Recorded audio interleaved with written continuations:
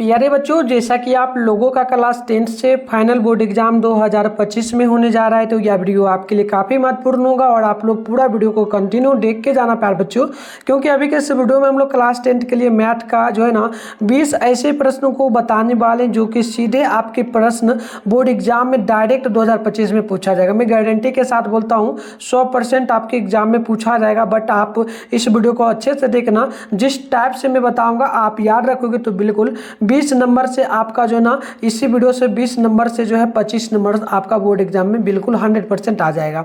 तो चलिए बिना देरी करते हुए स्टार्ट करते हैं। प्रथम पाली में आप लोग एग्जाम देने जाएगा तो 110 विषय कोड रहेगा। द्वितीय पाली में जाओगे तो 210 रहने वाला है। हम लोग सेट कोड जो है ना यहाँ पर एच का सोल्यूशन कर रहे हैं, ठीक है। तो चलिए आगे बढ़ते हैं। उससे पहले डेली आपका शाम में 6:30 बजे इसी चैनल पर क्लास होता है, तो आप लोग उसके लिए चैनल को सब्सक्राइब करके नोटिफिकेशन कॉल पर प्रेस कर लीजिए ताकि नेक्स्ट क्लास आप इस टाइम पे कर पाएंगे। साथ में इस नंबर पर मैसेज कर दीजिएगा ताकि हम आपको ग्रुप में वेट कर देंगे। 98 355 16 710 पर आपको अपना नेम, जिला का नेम, क्लास जो है ना अच्छे से मैं नंबर दे रहा हूँ यहाँ पर देख लीजिएगा आप, ठीक है। देखिए नंबर आप यहाँ पर नोट कर लीजिए 98 355 में अच्छे से लिख दे रहा हूँ 98 355 16 710 पर आपको अपना नेम, जिला का नेम, क्लास 10th लिख के भेजना ताकि हम आपको ग्रुप में एड कर देंगे। नेक्स्ट क्लास आप अच्छे से कर पाओगे। तो आप लोग अच्छे से समझिएगा। देखिए बोर्ड एग्जाम में आपके एग्जाम में ना बिल्कुल इस टाइप का प्रश्न एक एग्जाम में 100% छप जाएगा, क्योंकि एग्जाम नजदीक है तो आपको याद रखना पड़ेगा। समझ लो पहला क्वेश्चन जिससे बोला है कि बिंदु -2 और 5 किस चतुर्थांश में। सबसे पहले तो मैं यहाँ पर एक चतुर्थांश बना देता हूँ प्यारे बच्चों, आप अच्छे से देखना। एक इस प्रकार से लकीर बना दे रहा हूँ, इस प्रकार से आपको भी खींच लेना है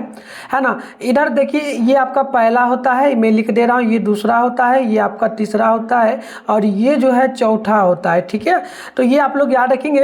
अब देखो मैं बता दे रहा हूँ, पहला में जो होता है ना माइनस, चूंकि माइनस और प्लस रहता है, पहला में माइनस प्लस रहता है, दूसरा में प्लस प्लस रहता है, दूसरा में क्या रहता है प्लस प्लस, और तीसरा में रहता है प्लस चूंकि माइनस, मतलब प्लस माइनस रहता है, और फिर चौथा में हम लोग बात करेंगे तो माइनस माइनस आता है। तो देखो आपको यहाँ पर याद रखने की क्या जरूरत है, आपको यहाँ पर सिर्फ पहला और दूसरा ये पॉइंट आप पूरा का पूरा याद रखेंगे, ये पॉइंट आप याद रखेंगे, है ना। इसके बाद आपको क्या करना है, जैसे पूछा कि ये किस चतुर्थांश में, यहाँ पर अंक कुछ भी हो उससे मतलब नहीं है। अंक जैसे दिया है ना, तो जैसे कि 2 में लगा है माइनस तो हम लोग समझ लेंगे माइनस। शुरू में देखो इन सभी में से सबसे पहले माइनस इसमें लगा है, पहला वाला में सबसे पहले यहाँ पर माइनस है तो हम लोग कहेंगे माइनस। फिर देखो यहाँ पर जो है ना 5 में कुछ नहीं लगा तो लगा होगा क्या प्लस, प्लस लगा है यानी कि हम कहेंगे प्लस। तो माइनस चूंकि प्लस जो आया है पहला वाला में, तो इसका राइट आंसर ऑप्शन ए हो जाएगा। ये आपको समझ में आ गया अच्छे से। अब इसी टाइप से और भी क्वेश्चन पूछ देगा, जैसे कि बोल देगा कि 5 चूंकि 5 किस चतुर्थांश में, तो देखो प्लस इसमें भी लगा इसमें भी लगा है, तो प्लस प्लस देखो किसमें, प्लस प्लस द्वितीय वाला में, तो हम लोग कहेंगे द्वितीय चतुर्थांश में। तो इस प्रकार से याद रखिएगा। समझ में आ गया। अगर इस प्रकार का क्वेश्चन पूछे तो बोर्ड एग्जाम में बना लोगे, कम से कम 2 क्वेश्चन आ जाएगा एग्जाम में। 2 नहीं आता है ना तो 1 आ जाएगा, बिल्कुल आपका 1 नंबर फिक्स हो गया। याद रखना प्यारे बच्चों, ठीक है। चलिए आगे बढ़ते हैं। देखो इस टाइप का भी क्वेश्चन आता है 99 पर पावर जो है ना 99 पर पावर क्यू, यानी कि 99 का जो है ना आपको क्या करना है 3 बार 99 गुने 99 और गुने 99, इसको आपको गुना करना होगा। इस टाइप से भी आता है एग्जाम में थोड़ा बहुत, अगर आ जाएगा तो आपको गुना करना होगा। गुना कर लीजिएगा तीनों का तो बिल्कुल ये जो आंसर आ जाएगा, नोट कर लीजिएगा ऑप्शन बी के बराबर। तो आप इस टाइप का भी याद रखिएगा गुना वगैरह करने का। मैं आपको एक 2 टाइप समझा दिया, तीसरी टाइप देख लीजिएगा। समीकरण दिया जा रहा है ये इस प्रकार का इस प्रकार का, आपसे इसी प्रकार से समीकरण दे दिया जाएगा, पूछेगा कि हल क्या होगा। तो मैं और भी इस टाइप से आगे बताऊंगा, बट अभी मैं बता दूं इन दोनों का हल करना होगा विलोपन विधि से। जैसे कि यहाँ पर देखिए दूसरा समीकरण को हम लोग सेम टू सेम लिख देते हैं 4x प्लस में 6y और बराबर में 15, और यहाँ पर देखो इस पूरे में हम क्या करेंगे 2 से गुना कर देंगे, पूरे में 2 से पहला समीकरण में, तो 2 को 2 से गुना करिएगा 2 दूनी 4x हो जाएगा, ठीक है। 3 को प्लस है तो प्लस, 3 को गुना करिएगा 2 से तो 3 दूनी 6y आ जाएगा, बराबर तो बराबर। 3 को 5 को गुना करिएगा 2 से तो 5 दूनी 10 हो जाएगा, 5 दूनी क्या हो जाएगा 10 हो जाएगा, हो जाएगा। अब क्या कर लीजिए यहाँ पर माइनस यहाँ पर माइनस यहाँ पर माइनस लगाइए, ये कट जाएगा ये कट जाएगा, इसमें बचा क्या तो इसमें माइनस में 5 बचा। अगर पूरा का पूरा कट जाए, क्योंकि मेन इसी से माइन होता है अल्फा एक्स और प्लस से वाई से ही, तो ये कट गया तो डायरेक्ट कहेंगे इसका जो है ना क्या हो जाता है, इसके बराबर 0 इस प्रकार से आ जाता है। तो हम लोग कह देंगे बिल्कुल ये जो है ना सीओ का कोई हल नहीं। तो इस टाइप से भी बोर्ड एग्जाम में क्वेश्चन आता है तो आप बना लेना, हो सकता है अंक चेंज रहे। इस टाइप से अगर आए तो आप हल कर लीजिएगा। चलिए आगे बढ़ते हैं। और भी एक टाइप देखो आ ही गया, ये टाइप तो मैंने बता ही दिया, बोला कि के बिंदु -3 की चतुर्थांश में, तो ये आपका चौथा वाला में आया था, मैंने बताया था ना। चौथा वाला में क्या आया था, चौथा वाला में अच्छे से समझा रहा हूँ। चौथा वाला में जो आया था इसमें था माइनस, चूंकि माइनस आप लोग देख लेना एक बार, है ना। तो ये आपका हो जाएगा चौथा में, ऑप्शन डी याद रखिएगा।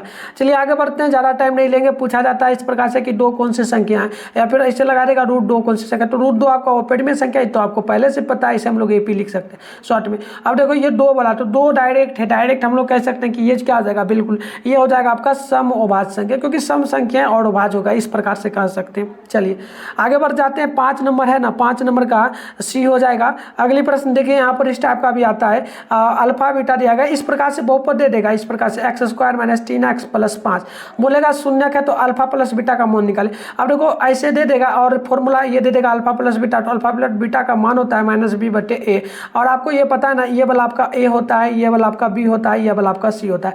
समझ में आ रहा है। तो यहाँ पर मान रख दीजिएगा, माइनस पहले से लगा, तो -b का मान यहाँ पर देखो लिखा क्या है, -3, तो पहले से माइनस है, तो माइनस यहाँ पर देखिए -3 लिख दीजिएगा, बटे कर दीजिएगा। अब देखो यहाँ पर क्या हुआ, A का मान क्या दिया जा रहा है, A का मान आप लोग यहाँ पर देख लो, x के गुना में कुछ नहीं तो 1 होगा, तो 1 यहाँ पर माइनस से माइनस कटेगा, नीचे वाला 1 का कोई मतलब नहीं होता, 3 डायरेक्ट आएगा, तो यहाँ पर हम लोग कहेंगे ऑप्शन होगा।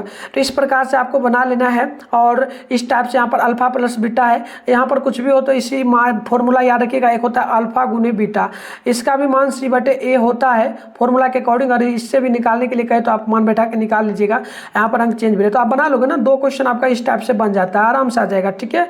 तो बना लीजिएगा, बहुत आसान होता है। देखो 7 नंबर है कि किसी वृत्त की स्पर्श रेखा उसे कितनी बिंदु पर काटती है।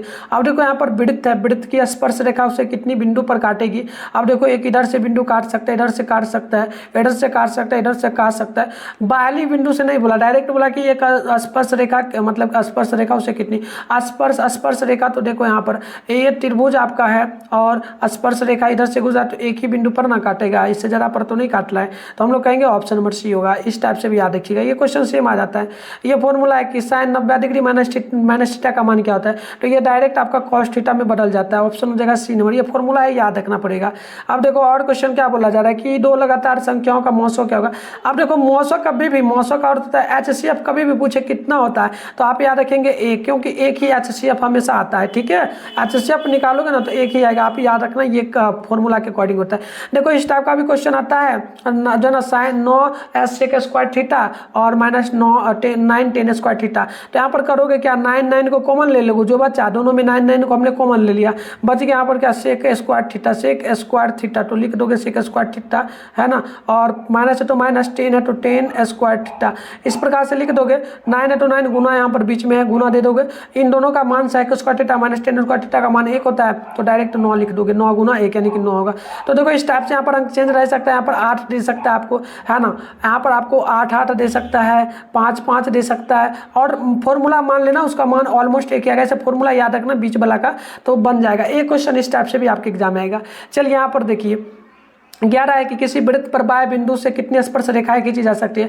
अब देखो ये वृत्त है, अब बाह्य बिंदु से एक इधर से खींच सकते हैं, एक इधर से खींच सकते हैं, तो यही होगा, कटना नहीं चाहिए, तो 2 हम लोग खींच सकते हैं, कि यहाँ पर एक यहाँ पर 2, ये हो जाएगा 2 स्पर्श रेखा कह सकते हैं, ऑप्शन होगा यहाँ पर 11 का B नंबर डायरेक्ट, ठीक है, 2 ही स्पर्श रेखा होगा।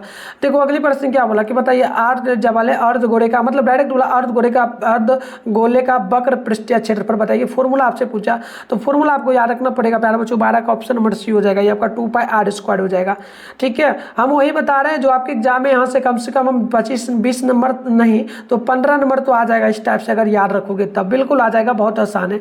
देखिए 13 है कि निम्न में से मूल बिंदु के नियामक कौन होंगे, तो देखो मूल बिंदु का नियामक इस प्रकार से होगा, है ना, तो यहाँ पर होता है मूल बिंदु का नियामक 0 चूंकि 0, ठीक है, 0 चूंकि 0 होता है, ये आप याद रखिएगा, ऑप्शन भी हो जाएगा। ये सेम टू सेम क्वेश्चन आपके एग्जाम में आता है, ऑप्शन भी होगा। अगली प्रश्न देख लीजिएगा, 14 बोला समानांतर श्रेणी n पद का फॉर्मूला क्या, तो फॉर्मूला पूछा a + n - 1 × d होता है, ये फॉर्मूला होता है, ऑप्शन A नंबर याद रखिएगा।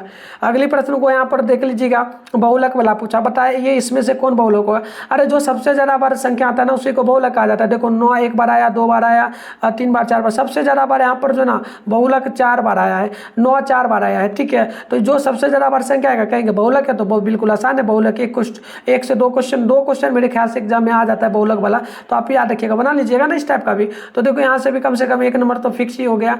देखो 16 की यदि पी ई बराबर ई की घटना की प्रायिकता क्या होगी, तो देखो ई की घटना के लिए आपका डायरेक्ट फॉर्मूला हो जाता है ना। तो आप ये याद रखिएगा 16 का ऑप्शन सी नंबर हो जाएगा। ठीक है, यहाँ पर ये आपका हो जाएगा। चलिए आगे बढ़ते हैं। अगली प्रश्न यहाँ पर देखिए, 17 निम्नलिखित में से कौन अभाज्य संख्या है? अभाज्य संख्या वाला भी 2 क्वेश्चन कम से कम तो एग्जाम में आता है, कम से कम ही 2 नहीं तो 1 तो ही करेगा।